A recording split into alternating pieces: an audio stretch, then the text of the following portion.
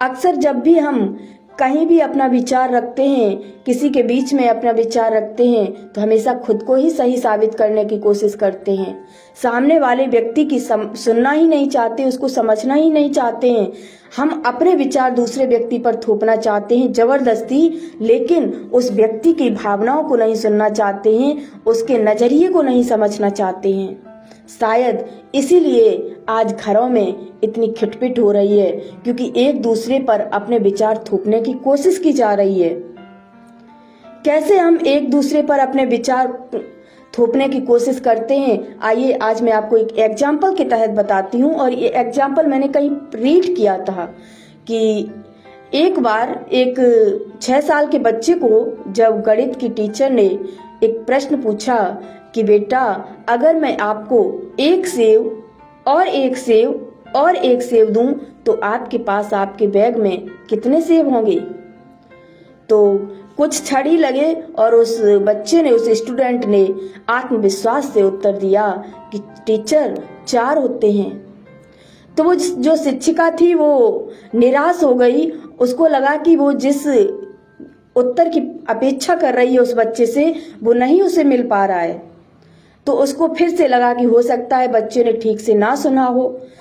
तो उसने फिर से उसी प्रश्न को दोहराया और कहा कि बेटा, इस बार ध्यान से सुनना, बहुत ही इजी क्वेश्चन है और जब आप इसको ध्यान से सुन पाएंगे तभी इसका सही तरीके से हमें जवाब दे पाएंगे। तो फिर से दोहराते हुए उसने कहा कि अगर मैं आपको एक सेव और एक सेव और एक सेव दूं तो आपके पास आपके बैग में कितने सेव होंगे। अब जो स्टूडेंट था वो शिक्षिका के चेहरे पर, अपने टीचर के चेहरे पर खुशी देखना चाहता था, इसलिए उसने पुनः प्रयास किया और अपनी उंगलियों को गिनना शुरू किया। उसने अपनी उंगलियों पर काउंटिंग शुरू की।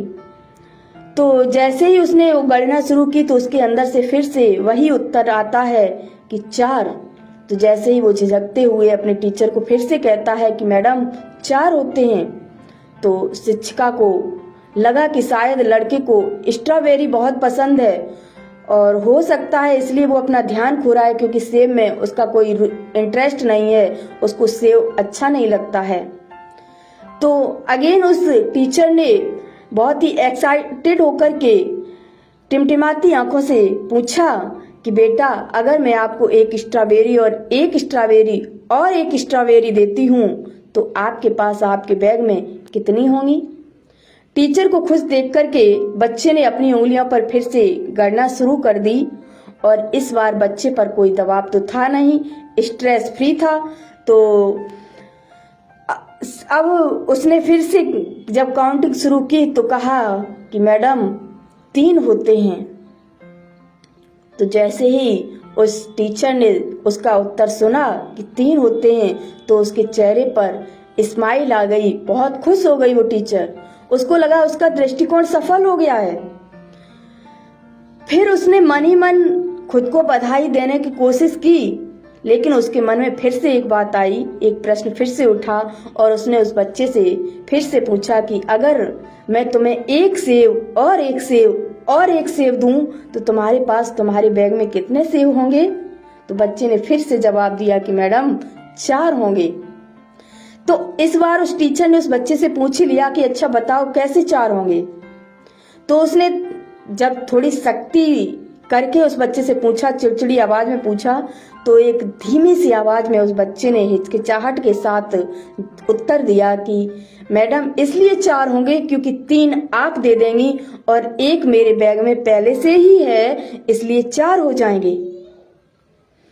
तो इस एग्जाम्पल से हमें यही सीखने को मिलता है कि जब भी कोई आपको आपकी उम्मीद से अलग जवाब दे तो यह आवश्यक नहीं है कि वो सामने वाला व्यक्ति गलत है। हो सकता है इस वक्त उसका दृष्टिकोण कुछ और है और आप उसके दृष्टिकोण को समझ ही नहीं पा रहे हैं। इसलिए हर किसी के दृष्टिकोण की, हर किसी के विचार की प्रशंसा करना और उनके विचारों को समझना सीखिए और बहुत जरूरी है, क्योंकि अक्सर हम कोशिश तो करते हैं कि हम उसको अपनी बात सही साबित कर सकें, हम जो कह रहे हैं वही सही है,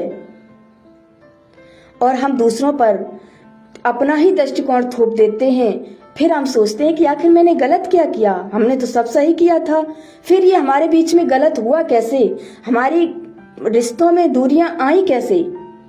क्योंकि आप दूसरे के दृष्टिकोण को समझने की कोशिश ही नहीं किए, आप अपने दृष्टिकोण को ही सही साबित करते रहे। इसलिए जब भी आप ऐसी समस्या में हों, किसी का दृष्टिकोण आपकी समझ में न आ रहा हो, किसी की विचारधारा को न समझ पा रहे हो, तो बैठ कर के धीरे से अपने आप से ही पूछिए कि क्या आप ये सही कर रहे हैं। अगर नहीं तो सामने वाले व्यक्ति से पूछिए कि आखिरकार आपका दृष्टिकोण क्या है। आप हमें अपने दृष्टिकोण को समझाने के लिए कोशिश कीजिए एक बार, हो सकता है हम आपका दृष्टिकोण समझ सकें। तो इस तरीके से दूसरों के दृष्टिकोण को सम्मान देने के लिए समझने का प्रयास कीजिए। और आज के समय में दूसरों की विचारधारा को समझना भी उतना ही जरूरी है जितना अपनी विचारधारा को समझना। धन्यवाद।